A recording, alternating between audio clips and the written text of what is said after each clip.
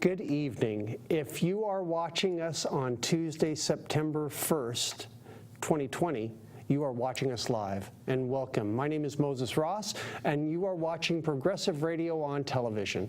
And we have a great show lined up for you today. I've got some good guests, I've got some good commentary, I've got some good clips, and I encourage you to call in and to talk about what is on your mind when it comes to the political environment that we're in right now and some of the topics that we're going to be talking about. You know, I tend to be a big picture guy personally. I tend to be a 10,000-foot person, level person as far as looking at life in general and especially the political landscape. And I have just been absolutely shocked and amazed of late. I've been shocked listening to some of this awful violence-inducing rhetoric that we've been hearing from our president and from his supporters, trying to tear the very fabric of our nation apart as far as our collective patriotism and collective purpose. You know, but then that's offset though by examples that I see on a daily basis of people that are going to stand up, that cherish that jewel that we have of democracy here in America, and they're going to do anything that it takes to make sure that we keep it. You know, it's like the old Benjamin Franklin comment as he was leaving the final Congressional Congress meeting. You know, when they developed the Constitution, and he was asked, "What have you been doing?" And I said, "What did you create?" Words to that effect. And he says, "We created a republic if you can keep it." And those words, "if you can keep it," are so resonant right now, given our political environment. How bad do we want to keep our democracy? How bad do we want to continue this grand experiment in a republic that in the American democracy? So I feel encouraged by these daily examples that I see of people standing up and taking control of our country's future the best that they can. And it can be as simple, you know, it's funny, it can be as simple as saying something to someone that has a different opinion. It can be as simple as registering yourself to vote and making sure that you have a plan to vote. You know, it's as simple as helping other people to have their plan in place and helping them vote. So it's just a matter of finding your niche, finding your activity that you want to do to participate in retaining and keeping what we have as a democracy. So in that vein, we have the general election season is coming up, and nowhere has the contrasts between the two parties in presidential politics been as evident than as it was just last week, when you had the dueling conventions of the Democratic National Convention and the Republican National Convention, and where we could see very clearly the strategies that these folks are taking, you know, and the approach that the different parties are going to take when it comes to this presidential election and the themes that they're going to embrace. And so one of the things that impressed me about the Democratic National Convention was their inclusiveness and the steps that they took, the things that they did to highlight the inclusiveness of our country and the great power that it gains when we celebrate our diversity and our inclusion.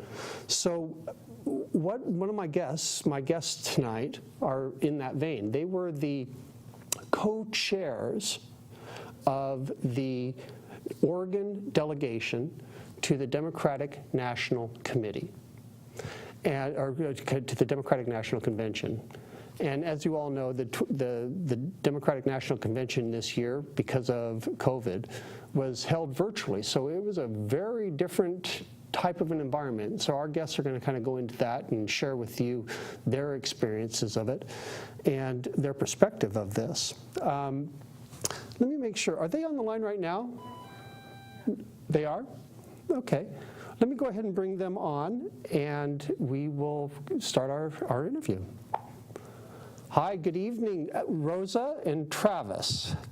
Are you both there? Excellent, excellent. Folks, let me introduce to you, first off, Rosa Colquitt, Dr. Rosa Colquitt. Rosa is one of the co-chairs of the delegation, and also Travis Nelson. They both are on the line. So welcome to our show tonight. Thank you. Thank you very much for having us. Yeah, I'm pleased to be asked, Moses. Thank you. Oh, I'm so happy that we can have this discussion. You know, right before we started talking, I was explaining to my viewers about how the differences between the two parties were so highlighted in the differences between the conventions. And matter of fact, we're going to have a clip here in just a little bit. I'll show the roll call clip. But I would like to learn a little bit more about the two of you real quick. Rosa, Ms. Colquitt, share with me a little bit how did that work out that you became a co-chair? The two of you became co-chairs of the delegation this year. Well, thank you for that question. The reason that we became co-chairs is because of the leadership from the United States Senators that we have here in Oregon. And that's something I've been so elated and so grateful for the honor to serve as a delegation co-chair. But one of the things that I've thought a lot about is I'm hoping that Oregon does not miss this powerful moment of leadership from our U.S. senators, because I thought about it. I know you said you were going to show the clip, but I thought about it an awful lot, how Travis and I stood in front and cast votes on behalf of Oregon, and our U.S. senators stood in the back and held up convention signs. And when I looked at that roll clip that you're going to be showing, I don't know if you'll show the entire thing, I would think not. Most of the folks that were casting votes were U.S. senators and governors and upper-level elected officials. And it was such an important moment of leadership for me. And I think about Merkel and Wyden's statement that because of the police protests and the pandemic, they believed that it was more important to listen to those who were the most impacted by racism and long-standing health disparities. And so they stepped back to allow black voices to be heard. And I think that powerful leadership moment is something that I hope has not been missed in Oregon. Well, I'm appreciative of you bringing that up, because it's easy to miss, just in the sense of the video clip and they're in the background, but it is a very powerful statement if you recognize who they are and why they are taking a step back. Travis, share with me your feelings about being a co-chair. Yeah, I echo pretty much everything Rosa just said. It was a tremendous honor to be asked to do this. Being a co-chair is actually an elected position that is determined by a vote of the delegation. And historically in Oregon, it has been a role that's been served by our elected officials, whether that's senators or governors. And this year, Senator Wyden and Senator Merkley decided to step back and nominate Rosa and I, and with their support, we were voted in unanimously by the delegation. So it was an honor to help lead our delegation meetings. Although they were virtual, I thought they were still wonderful. Mm-hmm. And it was an honor to be involved in the roll call. And for me as a DNC member, it was an honor just to have the role in the convention that I was asked to have. So it was it was a very memorable experience, and I think that our party did a fantastic job of pulling off a virtual convention. Tell me about the significance of the location of the clip that we're about to see.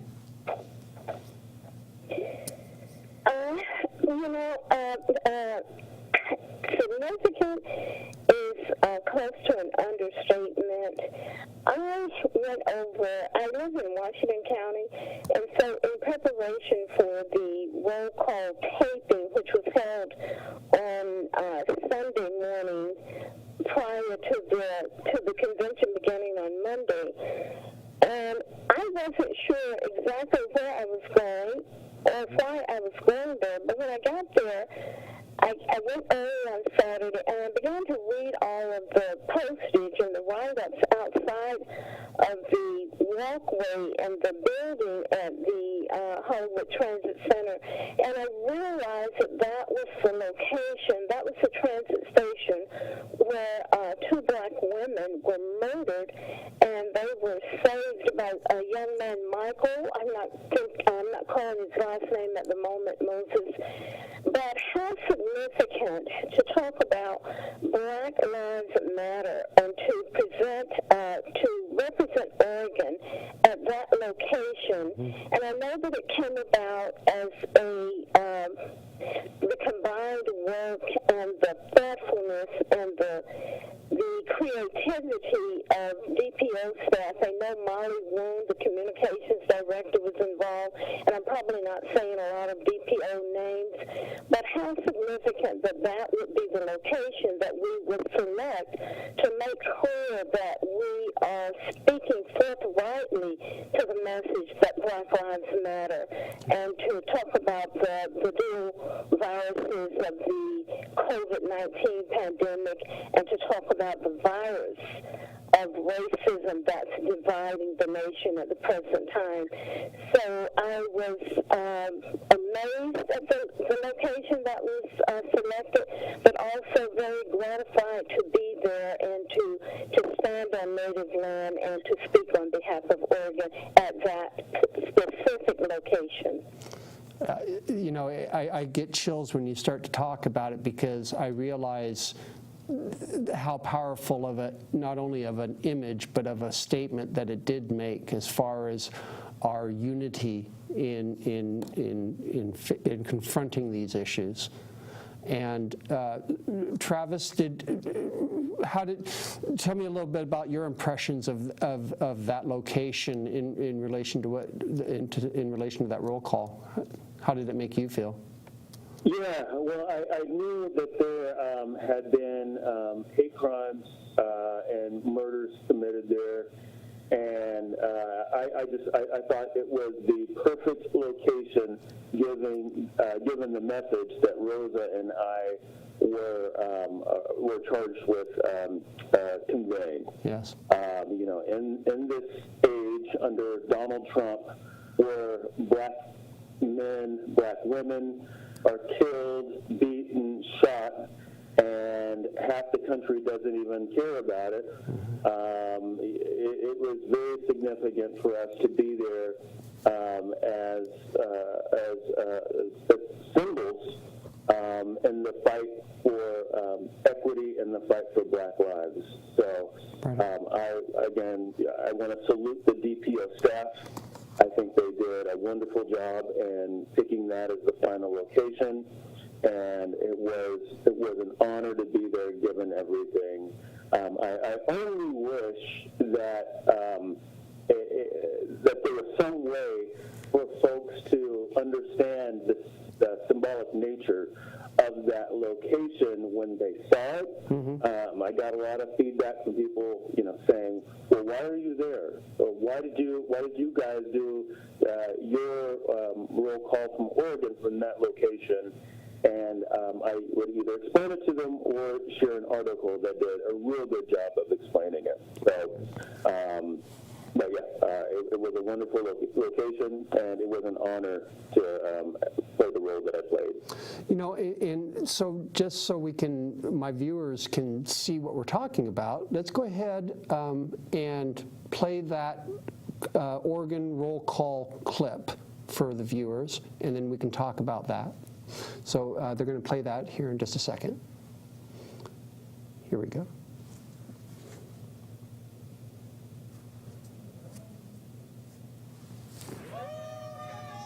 Oregon. As Black Americans standing on Native land, we proudly represent Oregon.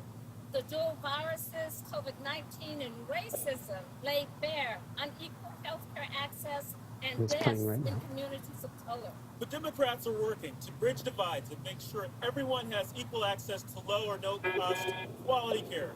Today, Oregon cast 16 votes for Bernie Sanders. And with Senators Wyden and Merkley's support, cast 57 votes for Joe Biden. Who were those adorable kids in the background of your clip? Those were Senator Fagan's children. So that was Senator Shemia Fagan, those were her children? Yeah. Absolutely adorable they were. I couldn't get the audio, Moses, but Sure. it was kind of like the little lad just on cue when I said 57 votes for Vice President Biden. He raised his Joe sign and he lifted it into the air and he jumped up and down with excitement.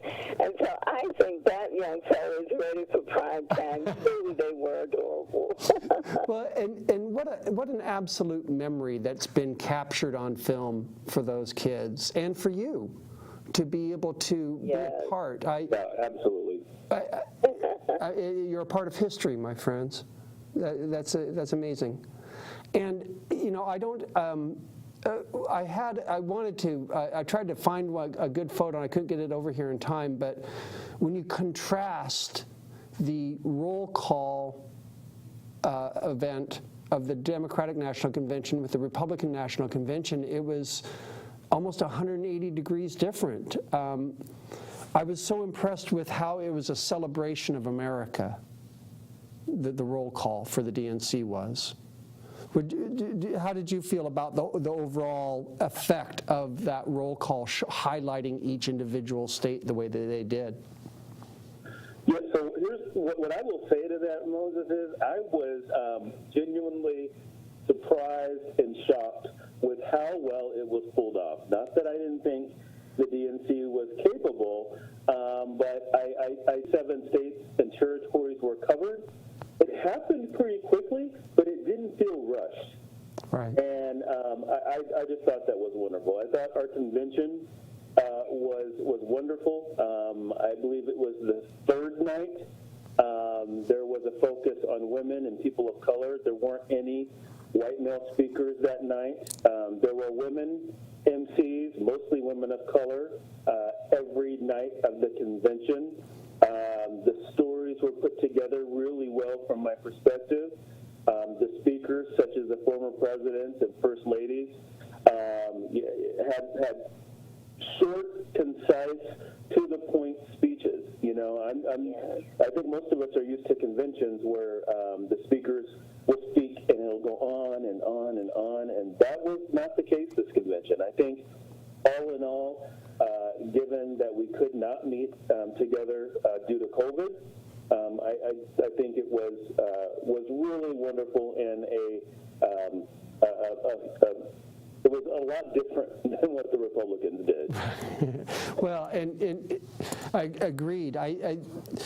The Republicans, just for my viewers' edification, what they did is they basically had a white backdrop and they had the convention, the state representatives do their speech, like what you just saw of Rosa and Travis, but doing it in a similar backdrop for all 50. And so it ended up kind of highlighting the homogeneous outlook of their delegates, quite honestly. Very, very, very homogeneous, for lack of a better way to put it. Yeah, very homogenous. And then, you know, what really upset me was the final night at the White House. Oh. How dare Donald Trump put a stage on the people's People's House and conduct a campaign event on the White House lawn, take out trees that were planted by Jackie O, in order to put on a show. Republicans supposedly have been the party of patriotism and of abiding by norms, and the things that they've allowed this president to get away with have just blown my mind, and I can't believe he did that. That was something that should have been shocking, but it wasn't as shocking as it could have been. But it was definitely something that should have happened. Well, he's trying. Please go ahead, Rosa. Please. Oh, I'm sorry. I just wanted to affirm Travis's concern about the RNC, but I do want to step back a moment. You asked us about how we felt about the roll call, and one of the things I felt so deeply about it literally brought me to tears, is when I think about, I looked at the theme for the 4 nights of the Democratic National Convention, and I focused in on the first night of the convention. The theme was "We the People," and then the 4th night, and then the roll call was the 2nd night, and then the 4th night, the theme was America's Promise. So in between those themes that are so people-focused and so affirming and so in touch with the campaign that our presidential nominee is espousing, and that is that we must come together to heal a nation. His vision is moving America forward and healing and uniting the country. And when I looked at the roll call, I saw all of these faces of Americans and what America really is.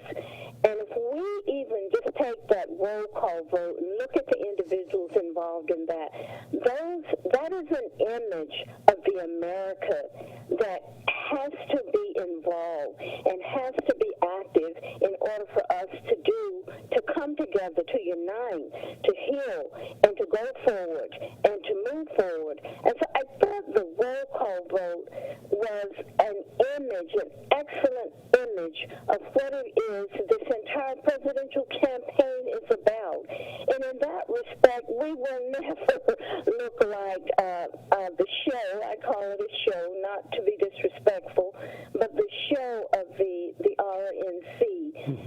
The Democratic National Convention was about people and empowering people to build and to heal a country.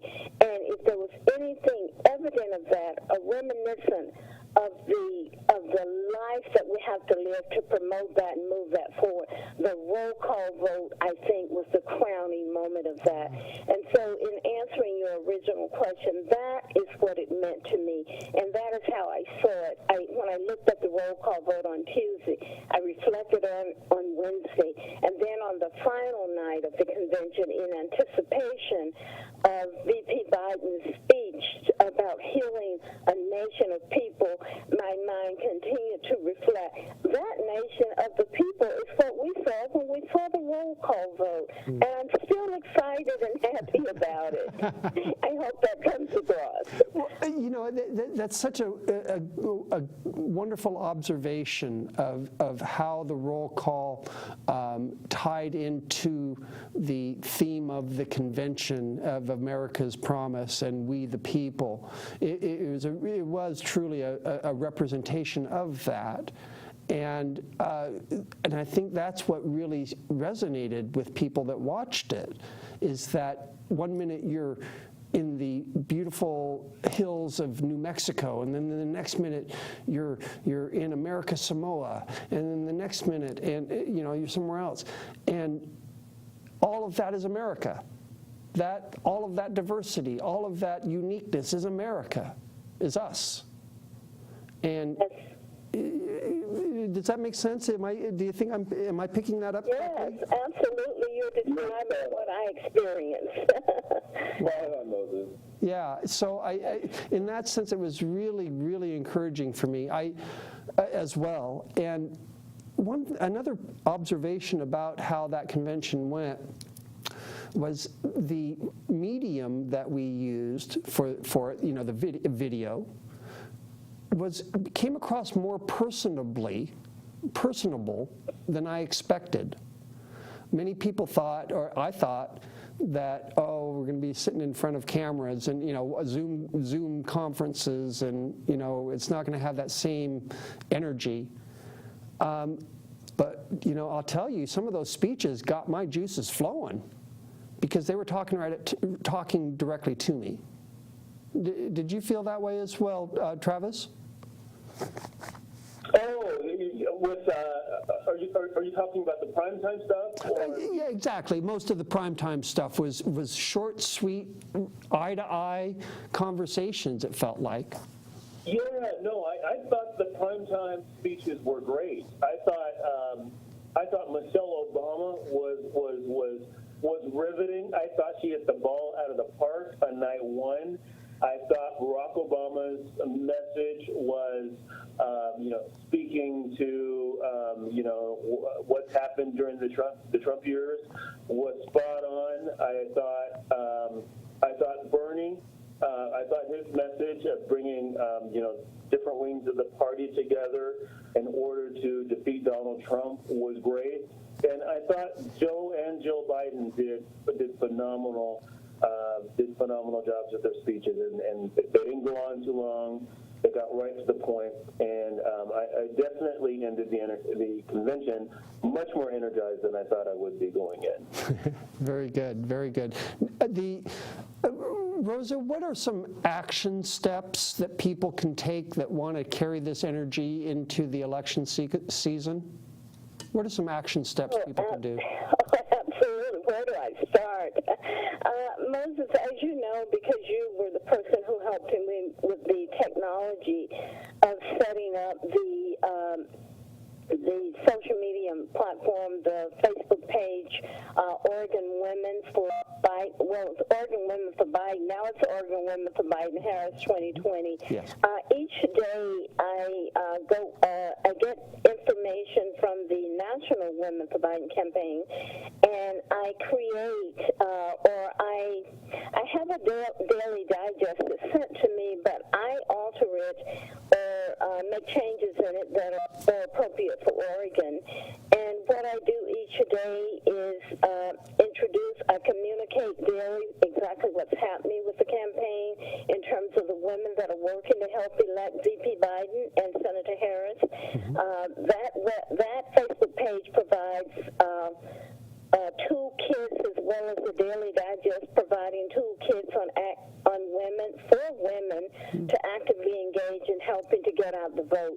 So the bottom line is getting out the vote, particularly in the battlegrounds of Wisconsin, Minnesota, North Carolina, Florida, Pennsylvania, Arizona, all of those.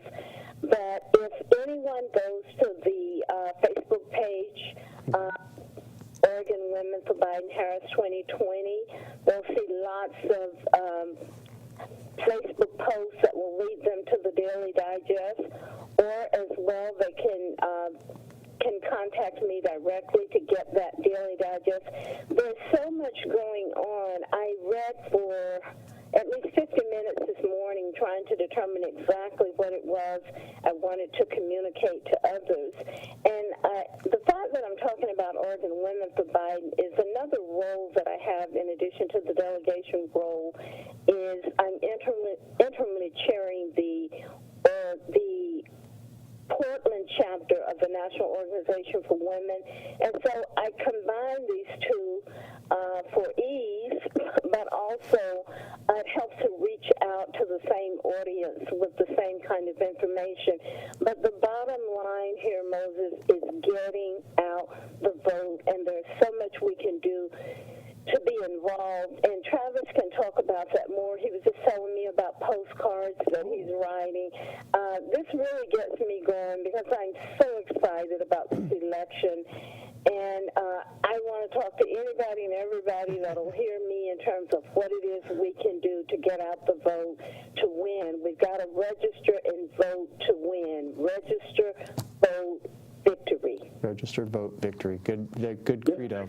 You know, Travis, please.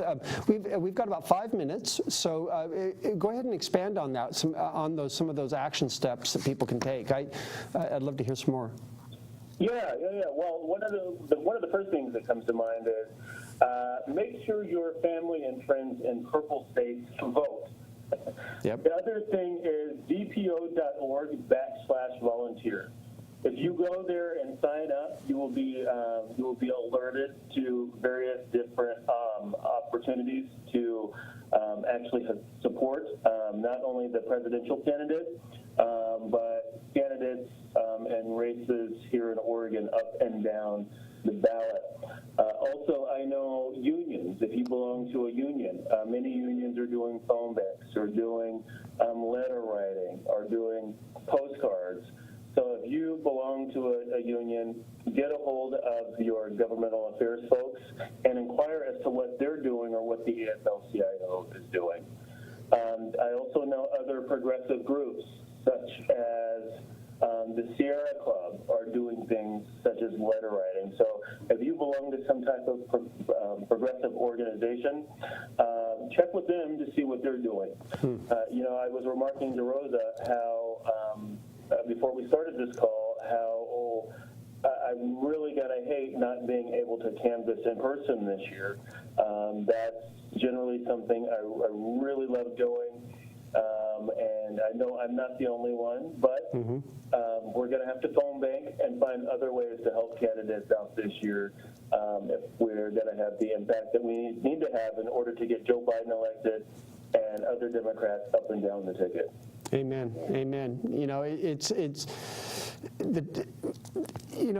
can sound hyperbolic when you say that this is the most important election of our lives. Maybe sometimes it gets said too often, you know, for lesser importance. But I swear, this year, this general election, this presidential election, this is that important. In my view, we must, as a country, repudiate this authoritarian bent of the Republicans led by Trump. And if we want to keep our country, if we want to keep our republic, like paraphrasing Benjamin Franklin, we got to work for it. You know, so. That's wonderful. You know, I thank you for some of those tips. Before you all go, I want to play a clip of Joe Biden, a couple of his highlights from his speech, and ask for some final thoughts. Okay, so, and then we'll come back and we'll talk about. We'll wrap that up. Here it is. The current president has cloaked American darkness for much too long. Too much anger, too much fear, too much division. Here and now, I give you my word. If you entrust me with the presidency, I will draw on the best of us, not the worst. I'll be an ally of the light, not the darkness. It's time for us, for we the people, to come together. United, we can and will overcome this season of darkness in America. For love is more powerful than hate, hope is more powerful than fear, and light is more powerful than dark. This is our moment, this is our mission. May history be able to say that the end of this chapter of American darkness began here, as love and hope and light join in the battle for the soul of the nation. And this is a battle we will win, and we'll do it together.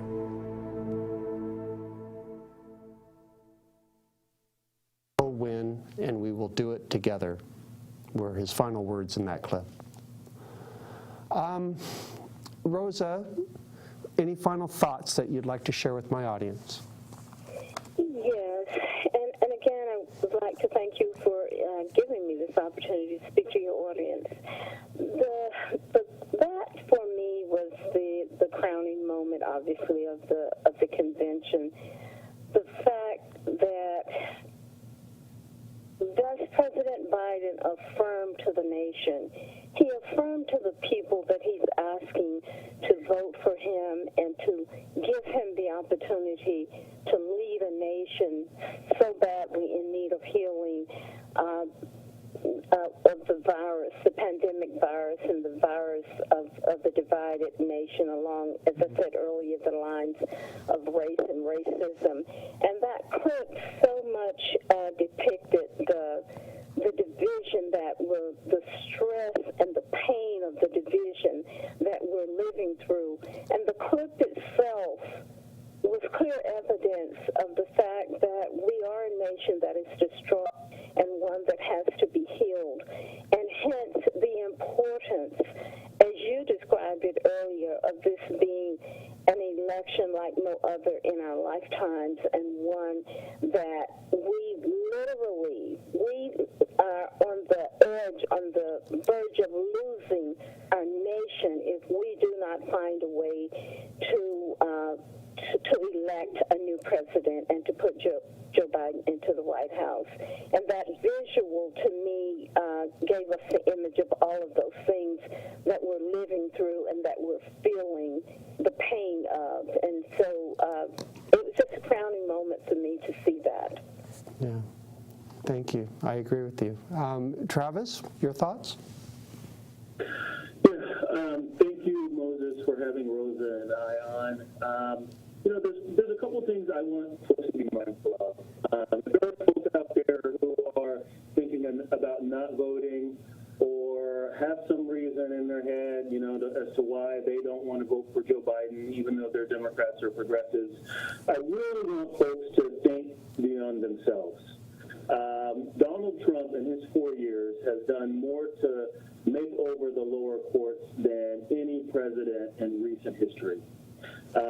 If he is elected to another term, he will surely get to replace Ruth Bader Ginsburg and probably another 2 or 3 justices on the Supreme Court. That will have a devastating impact on the laws and civil rights in this country. A woman's right to choose will in all likelihood be gone.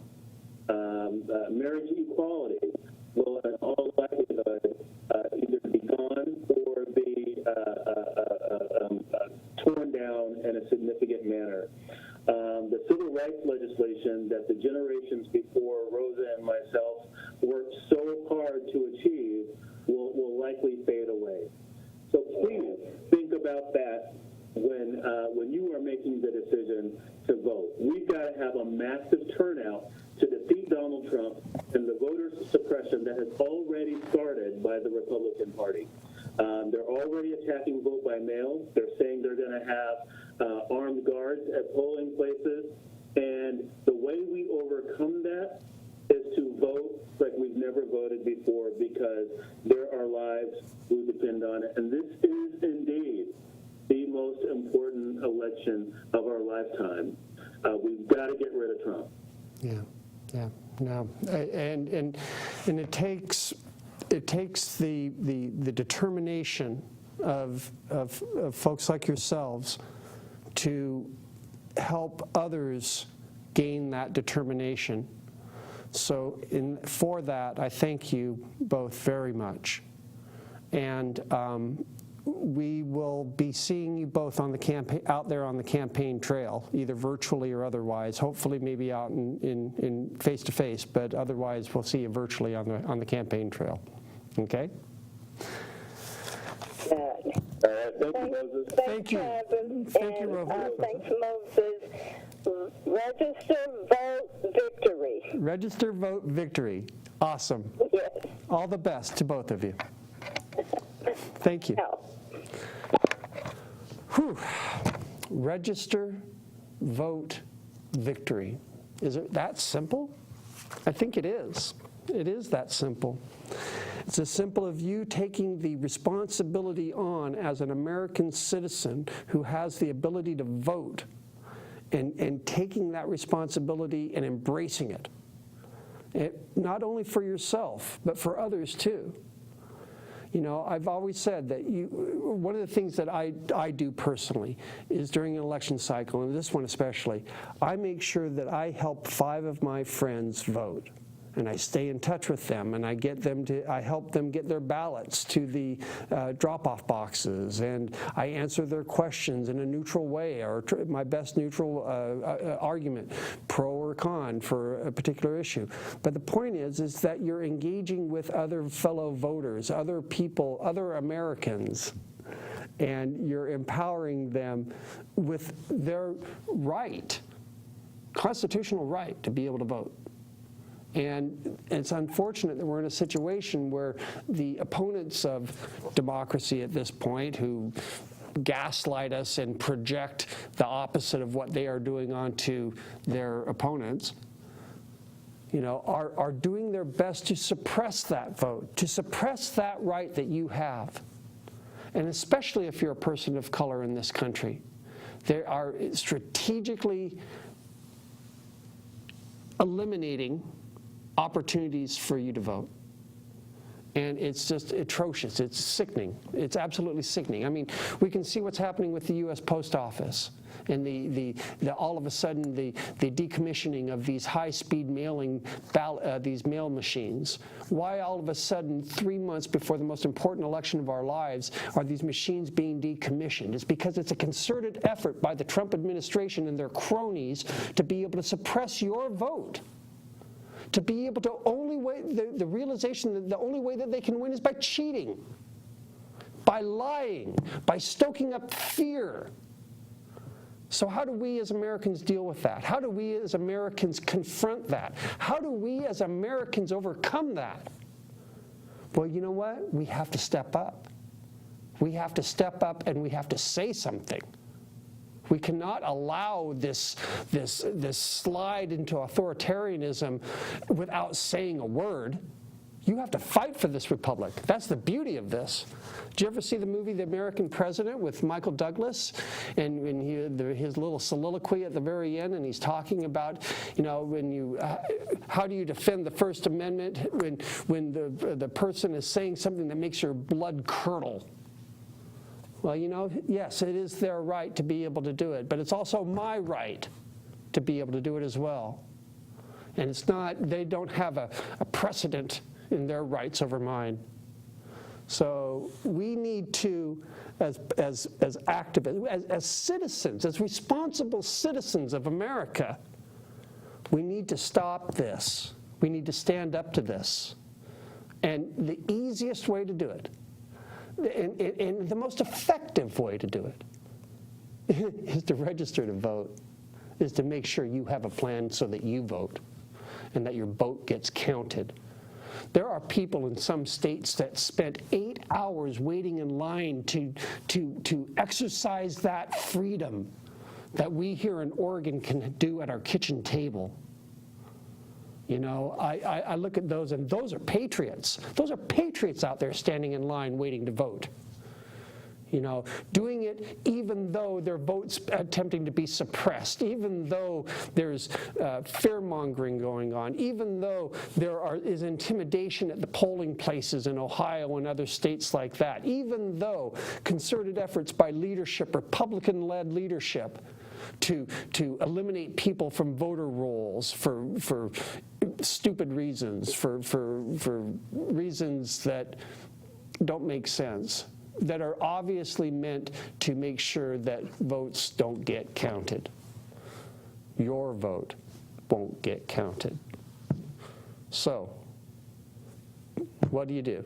Once again, you register to vote, you get a plan of action on how to make sure your vote counts, and then you get other people to do the same. And if we do that, at least you'll be able to say to yourself, you know, when you're talking to your grandkids here in about 30 years, I did my part to resist Donald Trump and his authoritarianism, his dictatorship, his attempt to slide our country into a dictatorship. That's what I want to tell my kid, that I was on the front lines, that I was working my rear end off to make sure that everybody had the right to vote and their vote counted. So I challenge you, my viewers, I challenge you to do the same. because democracy is worth it. What we are doing here, this experiment, this grand experiment is called American democracy, is worth it. So I would hope that you get motivated with my words here. So what I'd like to do next is I'm going to play a real quick clip of Senator Kamala Harris and her acceptance speech at that Democratic National Convention. The reason I'm wanting to show Senator Kamala Harris's clip is because I feel it's really important to, make sure that people hear her. Some people may not know who Senator Kamala Harris or be as familiar with Senator Harris as you would be with, say, Joe Biden, and that's understandable. So I want you to be able to hear her words and her priorities in this acceptance speech. But then also, I want you to be able to understand and see her see her and understand that she is us. She is representing us. And I challenge you to be able to say that Donald Trump represents you, living in his tower, and in his gold-plated toilets and his exclusivity. He doesn't represent us. Kamala Harris represents us, represents the future of America through the diversity and the equity available to our citizens and the inclusion that of our citizens. So let's look at that clip, and then we'll talk about it and come back and wrap up the show. So let's go to that clip of Kamala Harris, Senator Harris. My mother instilled in my sister Maya and me the values that would chart the course of our lives. She raised us to be proud, strong Black women, and she raised us to know and be proud of our Indian heritage. I've been guided by the words I spoke from the first time I stood in a courtroom. Kamala Harris, for the people. I have fought for children and survivors of sexual assault. I fought against transnational criminal organizations. I took on the biggest banks and helped take down one of the biggest for-profit colleges. I know a predator when I see one. Joe will bring us together to end this pandemic and make sure that we are prepared for the next one. Joe will bring us together to squarely face and dismantle racial injustice, furthering the work of generations. A country where we may not agree on every detail, but we are united by the fundamental belief that every human being is of infinite worth, deserving of compassion, dignity, and respect. So make no mistake, the road ahead is not easy. We may stumble. We may fall short. But I pledge to you that we will act boldly and deal with our challenges honestly. We will speak truths, and we will act with the same faith in you that we ask you to place in us. We must elect Joe Biden. And let's be clear, there is no vaccine for racism. We've got to do the work. For George Floyd, for Breonna Taylor, for the lives of too many others to name. And our children and our grandchildren will look in our eyes, and they're going to ask us, where were you when the stakes were so high? They will ask us, what was it like? And we will tell them. We will tell them not just how we felt, we will tell them what we did. My mother instilled in A couple things that strike me about Senator Harris. Her age. She represents the next generation of political leaders.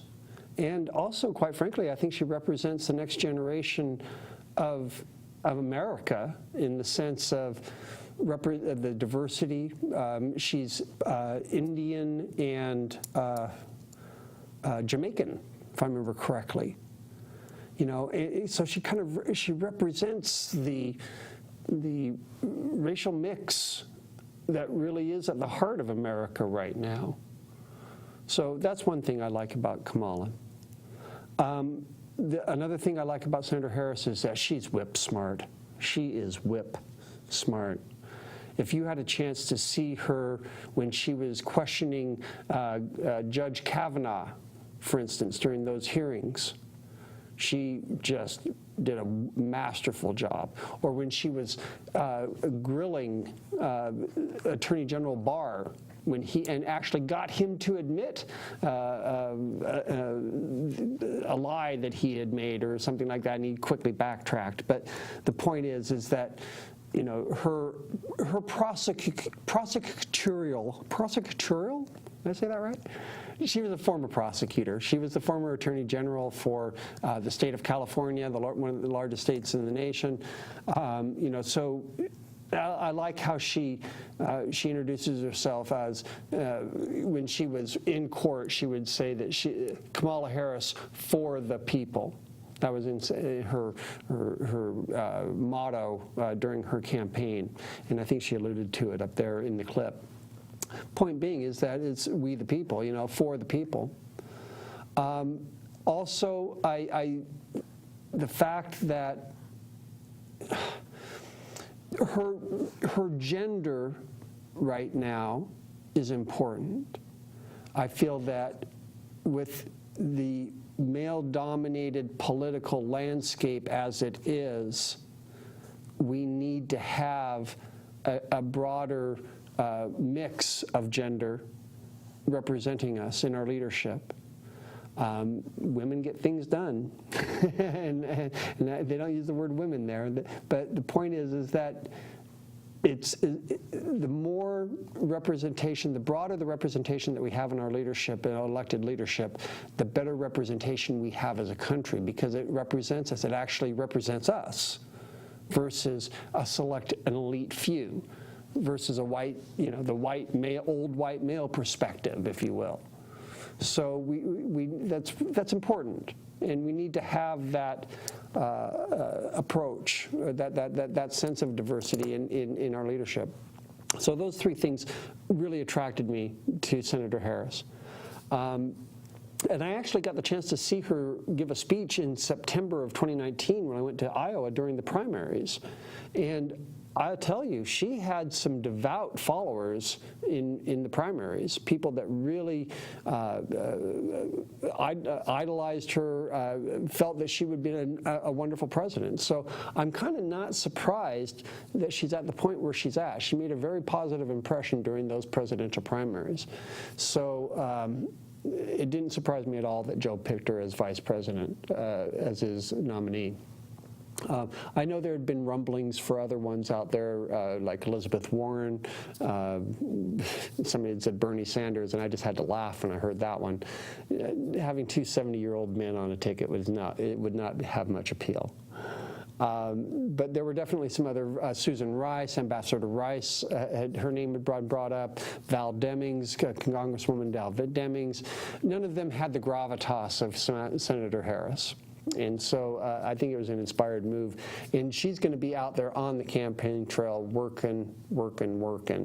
And so I think it's a nice compliment to Joe Biden, a yin and yang, if you will. Now, having said all of that, a vice presidential pick has never won an election for a president, you know. So it really, truly is coming down to Joe Biden versus Donald Trump. And so it's a pretty stark choice this year. It's a very stark choice this year. I know that there are people out there that might be watching this that might be supporters of Trump. I'd like to think there are. And I hear you. For whatever is motivating you to support President Trump, God love you. You know, be it his patriotism bent, be it his whatever it may be. But I'll tell you what, if you were to objectively sit down and look at the evidence and look at what's happening in this world and see who is to blame for it, you would see that